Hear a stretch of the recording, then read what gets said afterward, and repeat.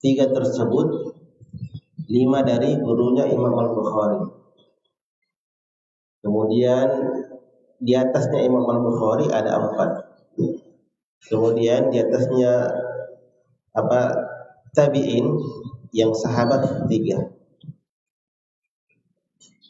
Jadi Sulasiyat Al-Bukhari itu 3 sahabat yang meriwayatkan hadis dari Nabi, yaitu dari Salamah bin Al-Aqwa.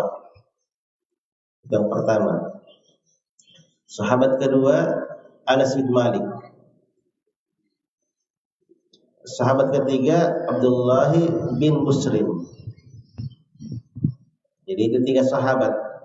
Jadi dari Nabi.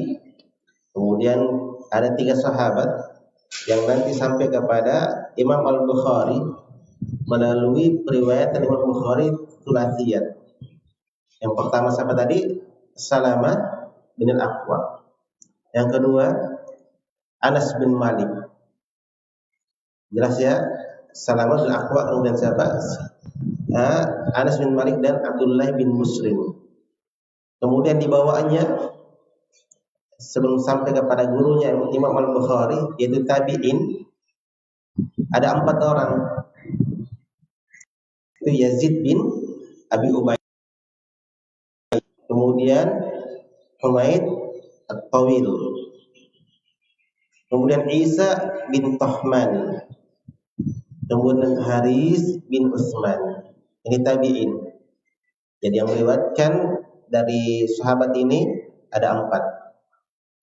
Di bawahnya tabi'in ini guru-gurunya Imam Bukhari yang sudah kita sebutkan tadi 2. Yang pertama siapa? Makki bin Ibrahim. Kemudian Isham bin Khalid. Ini sudah kita sebutkan.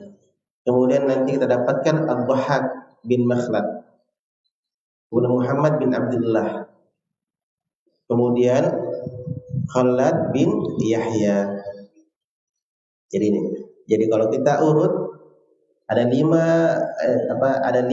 guru Imam Bukhari yang diriwayatkan yang sampai kepada Nabi, sulasiyatnya. Baik. Jadi kalau kita mulai tadi dari Imam Al-Bukhari, dari siapa? Makki bin Ibrahim, dari Yazid bin Ubaid, kemudian dari Salamah bin Aqwa dari Nabi sallallahu alaihi wasallam. Baik. Ada yang kedua yaitu Ad-Dhahhak bin Makhlad. Sama dari Imam Bukhari dan Ad-Dhahhak bin Makhlad dari Yazid bin Abi Ubaid, kemudian dari Salam bin Al-Aqwa. Kemudian jamaah sekalian rahimani wa rahimakumullah, kita telah sebutkan beberapa hadis di dalam kitab Sulasiyat Al-Bukhari.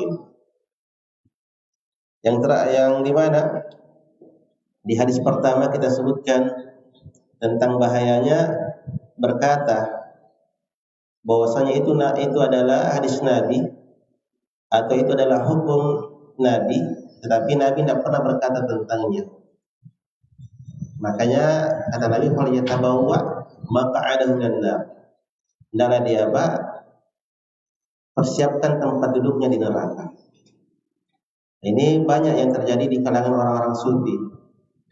Orang-orang sufi itu yang masyhur hadis-hadis palsunya, hadis-hadis yang bersumber dari mimpi. Mereka selalu katakan, ya saya bermimpi Nabi mengatakan ini dan itu, masuk pada makna ini.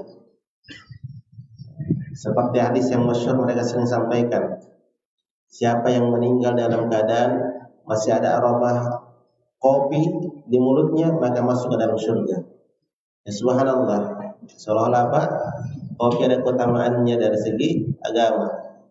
Itu hadis sangat lemah, tidak ada asal usulnya. Ada mengatakan juga dari mereka, siapa yang meninggal dalam keadaan ada tasbih, yaitu tasbih yang hitung-hitung, ada di dalam kantongnya, maka masuk ke dalam surga.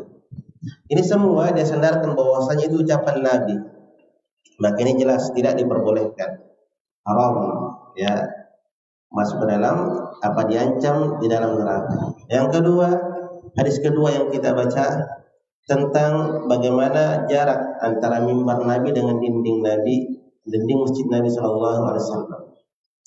Yang kita ambil faedah di situ yang belum kita sebutkan, bahwasanya jarak seseorang itu berdiri dengan sutra, dia dengan sutra itu sekedar apa? 1 zira. Sebagaimana besarnya kambing begitu. Jadi kambing kan lebarnya sebesar itu. Jadi jarak antara seseorang tempat berdirinya ketika dia sholat dengan sutra jaraknya apa? 1 zira. Itu jaraknya. Tidak boleh seseorang mengambil sutra itu terlalu jauh. Misalnya ini dinding atau ini sutra, dia berdiri di situ. Maka tidak dikatakan apa? Memakai sutra. Jadi jaraknya antara dia dengan apa? Dengan sutranya itu paling tidak hanya 1 sutra atau lebih sedikit. 1 zira atau lebih sedikit. Baik. Kemudian hadis ketiga tentang waktu sholat maghrib ketika apa? Terbenamnya matahari. Di sini juga kita bisa ambil faedah tentang wajibnya sholat berjamaah. Karena Nabi sini sholat berjamaah bersama sahabat. Bahkan para sahabat berkata, "Kunna nusalli ma'an Nabi sallallahu alaihi wasallam idza tawarat bil hijab." Kami sholat maghrib. Kunna nusalli ma'an Nabi sallallahu alaihi wasallam al-maghrib. Kami sholat maghrib bersama Nabi sallallahu alaihi wasallam ketika matahari telah terbenam. Menunjukkan para sahabat memang sholat berjamaah di masjid. Mereka sholat berjamaah.